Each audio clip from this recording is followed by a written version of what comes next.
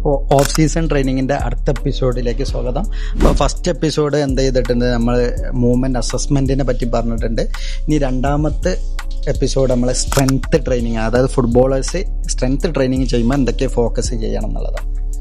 അതായത് പലരും ചെയ്യുന്നൊരു സംഭവമാണ് സ്ട്രെങ്ത്ത് എന്ന് പറഞ്ഞിട്ട് എന്ത് ചെയ്യും, നമ്മൾ ജിമ്മിൽ പോയിട്ട് നല്ല രീതിയിൽ ബൾക്കിങ് ചെയ്യും, ബൈസെപ്സ് ചെയ്യും, ട്രൈസെപ്സ് ചെയ്യും, ചെസ്റ്റ് ചെയ്യും, കാര്യങ്ങളൊക്കെ ചെയ്യും. പക്ഷെ നിങ്ങളെല്ലാവരും മനസ്സിലാക്കേണ്ട ഒരു സംഭവം എന്ന് പറഞ്ഞു കഴിഞ്ഞാൽ, ഫുട്ബോളിൽ ഒരിക്കലും ഒരു മസിൽസിൻ്റെ മൂവ്മെൻറ്റ് ഇല്ല. നമ്മളിപ്പോൾ ഓടുമ്പോൾ അതിന് ഗ്രൂപ്പ് ഓഫ് മസിൽസാണ്, ഇനി അതുപോലെ തന്നെ ജമ്പ് ചെയ്യുമ്പോൾ ഗ്രൂപ്പ് ഓഫ് മസിൽസാണ്, ബോൾ ക്യാരി ചെയ്യുമ്പോഴേക്കും എന്ത് ചെയ്യണം, ഗ്രൂപ്പ് ഓഫ് മസിൽസാണ്.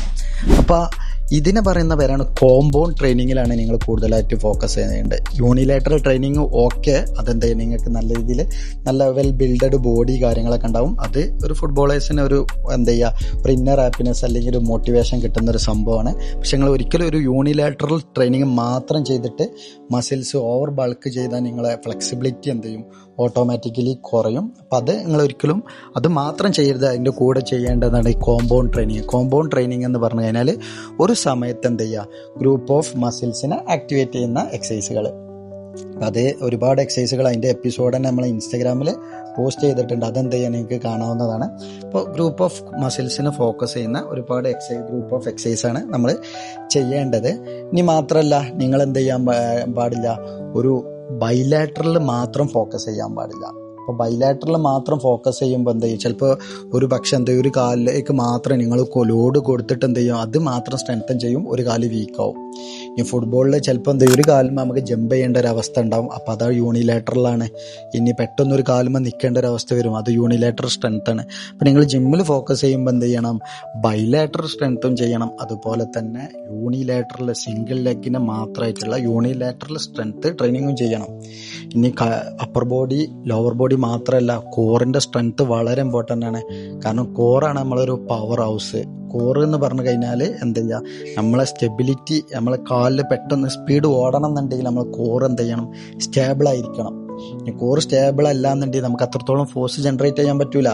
ഇനി ഒരു ബോൾ പെട്ടെന്ന് റിസീവ് ചെയ്തിട്ട് ക്വിക്കായിട്ട് ടേൺ ചെയ്യണം എന്നുണ്ടെങ്കിൽ, കാരണം അപ്പർ ബോഡി നമ്മൾ ടേൺ ചെയ്യുക, അപ്പം അങ്ങനെ ടേൺ ചെയ്യണം എന്നുണ്ടെങ്കിൽ ലോവർ ബോഡിയിൽ നിന്ന് ഫോഴ്സ് കോറിലൂടെ അപ്പർ ബോഡിയിലേക്ക് പോകണം. അപ്പോൾ ഈ റൊട്ടേഷണൽ കോർ ഇമ്പോർട്ടൻ്റ് ആണ്. ബോൾ ക്വിക്കായിട്ട് മിഡ്ഫീൽഡേഴ്സൊക്കെ എന്ത് ചെയ്യും, ബോൾ പെട്ടെന്ന് റിസീവ് ചെയ്ത് പെട്ടെന്ന് ടേൺ ചെയ്യണം എന്നുണ്ടെങ്കിൽ കോർ അത്രത്തോളം സ്ട്രെങ്ത്ത് വേണം.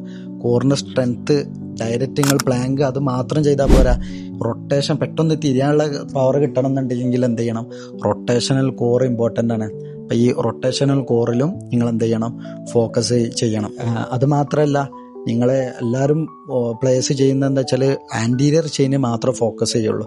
അതായത് ചെസ്റ്റ് ചെയ്യും, ബൈസെപ്സ് ചെയ്യും, അതുപോലെ തന്നെ നമ്മൾ ഫ്രണ്ടിലെ കോറ് ചെയ്യും. പക്ഷെ ഒരു ഇമ്പോർട്ടൻ്റ് ഒരു സംഭവം കൂടി ഉണ്ട് ഫുട്ബോളിൽ. നമ്മൾ എന്ത് ചെയ്യും, ബാക്കിൽ ഇപ്പോൾ എക്സാമ്പിൾ പറയാൻ ഡിഫൻഡേഴ്സ് എന്ത് ചെയ്യും, ഒരു സ്ട്രൈക്കേഴ്സ് വരുമ്പോൾ ബാക്കോട്ട് ഇങ്ങനെ പോകും. അതായത് ബോളിനെ ഷീൽഡ് ചെയ്ത് ബാക്കോട്ട് പോകുമ്പോൾ നമ്മളെ പോസ്റ്റീരിയർ, അതായത് ബാക്ക് സൈഡത്തെ മസിൽസാണ് കൂടുതലായിട്ട് വർക്ക് ചെയ്യുന്നത്. അപ്പോൾ പോസ്റ്റീരിയർ ബാക്ക് സൈഡത്തെ മസിൽസിനും വർക്ക് ചെയ്യണം. ബാക്ക് സൈഡ് മസിൽസിന് കിട്ടുന്ന കോമ്പൗണ്ട് ട്രെയിനിങ് വർക്ക് ചെയ്യണം. നമ്മൾ ഓടുമ്പോൾ ക്വിക്കായിട്ട് ഓടുമ്പോൾ നമ്മളെ മസിൽസ് ആംസ്ട്രിങ് വർക്ക് ചെയ്യുന്നുണ്ട്. ആംസ്ട്രിങ് എന്ന് പറഞ്ഞു കഴിഞ്ഞാൽ ബാക്കിലെ മസിൽസാണ്. എല്ലാ പ്ലേയേഴ്സിനും കൂടുതലായിട്ട് ഇഞ്ചറി ഉണ്ടാവുന്നത് ആംസ്ട്രിങ് ആണ്. അപ്പോൾ ഈ എന്തുകൊണ്ട് ഈ ആംസ്ട്രിങ്ങിന് ഇഞ്ചറി ഉണ്ടാവുന്നുള്ളത്, എല്ലാവരും അധികം ആളുകളും ആംസ്ട്രിങ് ബൾക്കാവണം എന്നുള്ള രീതിയിൽ എന്ത് ചെയ്യും, നമ്മൾ കിടന്നിട്ടുള്ള ഈ ക്വാഡ്രിസെപ്സ് അല്ലെങ്കിൽ ആംസ്ട്രിങ് ടേബിളിൽ കിടന്നിട്ടുള്ള ആംസ്ട്രിങ് കേള് കാര്യങ്ങൾ ചെയ്യും. അപ്പോൾ എപ്പോഴും മനസ്സിലാക്കേണ്ടത് ആ എക്സസൈസ് ആംസ്ട്രിങ്ങിൻ്റെ കോൺസെൻട്രിക് ട്രെയിനിങ് ആണ്. അതായത് കാലിങ്ങനെ മടക്കുമ്പോൾ കോൺസെൻട്രിക് ട്രെയിനിങ് ആണ്. നമ്മൾ ഫുട്ബോൾ ഓടുമ്പോൾ എന്തായാലും കാല് ലെങ്ത് ആവണം, അത് എക്സെൻട്രിക് ട്രെയിനിങ് ആണ്. അപ്പോൾ എന്താ ചെയ്യുന്നത്, എക്സെൻട്രിക് ടൈപ്പ് ഓഫ് ട്രെയിനിങ് ആണ് ഫുട്ബോളേഴ്സ് ഫോക്കസ് ചെയ്യേണ്ടത്.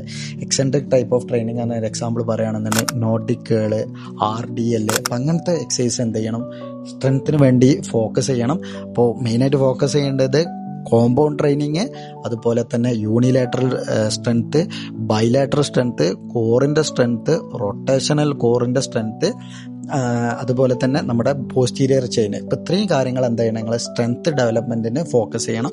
അപ്പോൾ ഇതിൻ്റെ എന്താ ചെയ്യുക, എങ്ങനെ ചെയ്യുക, ഓരോ ദിവസം എന്തൊക്കെ ടൈപ്പ് ഓഫ് മാക്സിമൽ സ്ട്രെങ്ത്ത്, അങ്ങനത്തെ കാര്യങ്ങളൊക്കെ എന്ത് ചെയ്യുക അടുത്തൊരു എപ്പിസോഡിൽ പറയാം. ഇത് ഓരോ ഫിറ്റ്നസ് കമ്പോണൻറ്റിനെ പറ്റിയാണ്. അപ്പോൾ ഇത് രണ്ടാമത്തെ എപ്പിസോഡിൽ നമ്മൾ സ്ട്രെങ്ത്തിനെ പറ്റി പറഞ്ഞു. ഇനി അടുത്ത എപ്പിസോഡിൽ നമ്മൾ എജിലിറ്റി, സ്പീഡിനെ പറ്റി പറയുന്നതാണ്.